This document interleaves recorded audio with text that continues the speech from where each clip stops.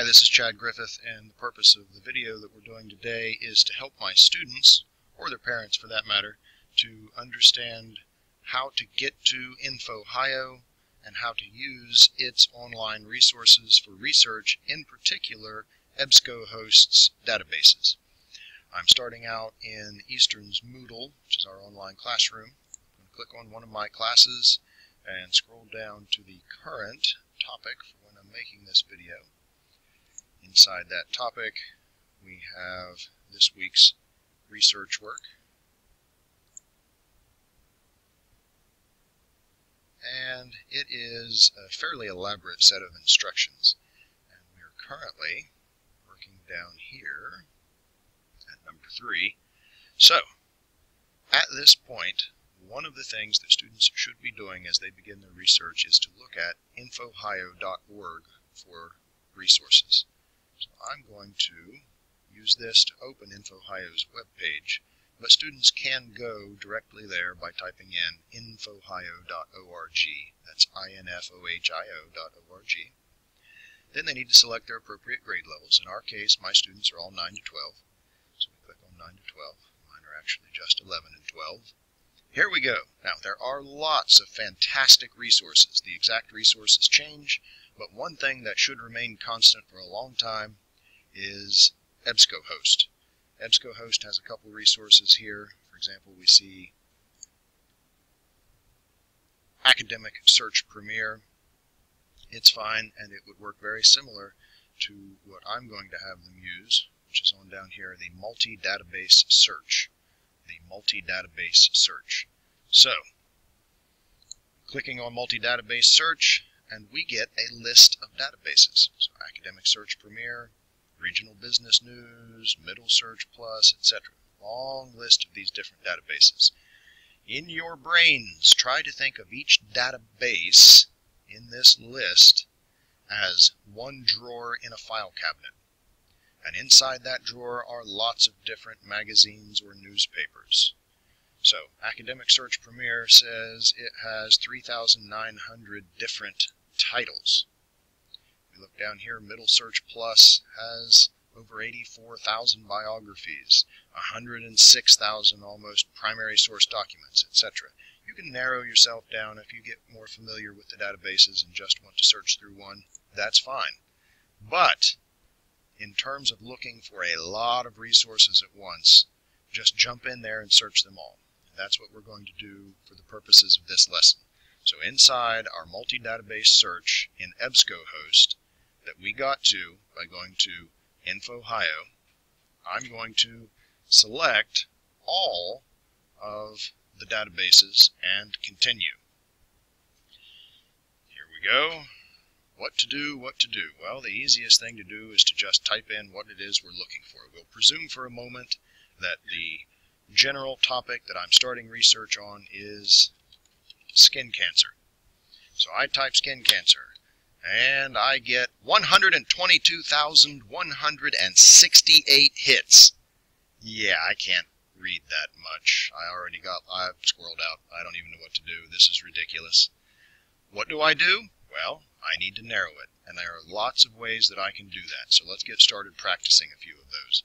One thing that we could do is put skin cancer inside quotations. By putting it inside quotations, we're no longer looking separately for the words skin and cancer, but are only looking for skin cancer as two words together in the text. So our 122,168 becomes 51,000. That narrowed it down a lot for us, and that's great. So let's continue. What else can we do? Well, what kinds of resources should we be looking for? Another great question. So let's go back to our guiding document here. We should be looking at our research resource rubric for each of the resources that we're going to use.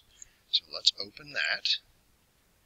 We should be making sure that each of these is relevant, reliable, recent, and representative.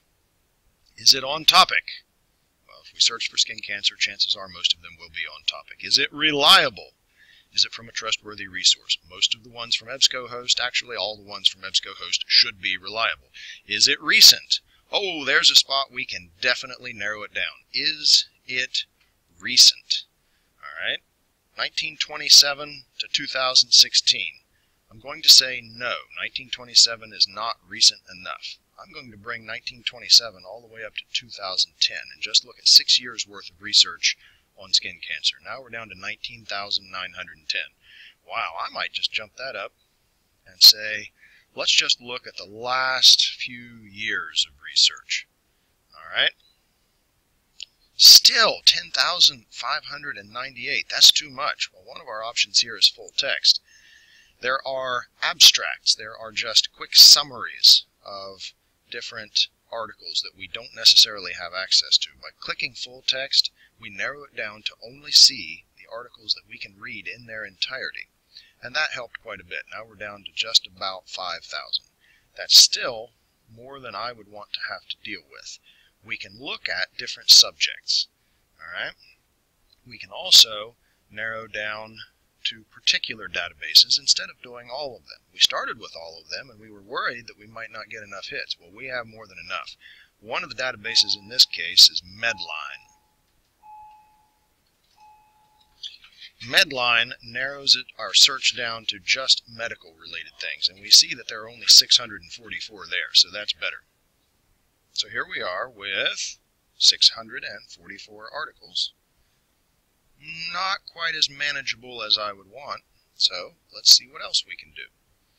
We can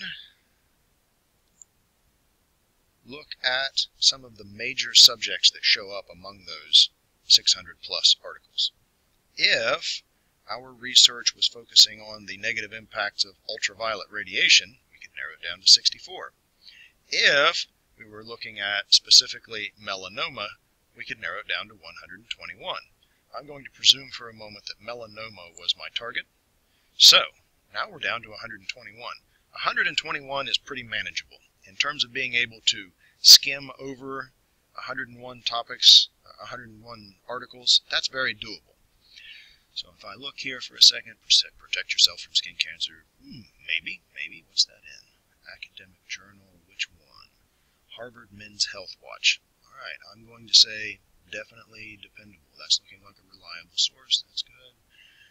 Alright, as I scroll, I see lots of different options. Some of them could be useful to me. Some of them might still be a little off topic. I would have to look at the individual ones and decide. We go through impact, challenges and perspectives, risk of second, see, lots of information. It's still difficult to sort through them. That's the nature of research. That's how it works. We have to be willing to go through, look at the individual articles once we've narrowed them down, and decide which ones are the most relevant to our particular topics. Once we find one and we think that it may actually be a good one for us, then we need to open it. I've already selected as part of my search that I can only get articles showing up that I have access to the full text. So when I click on one, I should see, if it's a PDF, an actual scanned image of how it appeared either in a magazine or in a scholarly journal. In this case, the Review of Scientific Instruments. Alright, this is a scholarly journal, which means that it has been peer-reviewed. In this case, since it's medical, likely medical doctors or doctors, people with their PhDs, have looked over these and decided whether or not they were worthy of being included. So, we can read through bits of this. As a scholarly journal, it will have an introduction or a summary, an abstract right up front, telling us what the whole thing's going to be about so we can make an informed decision as to whether or not we're interested in using it. Once you've narrowed it down, use some of them.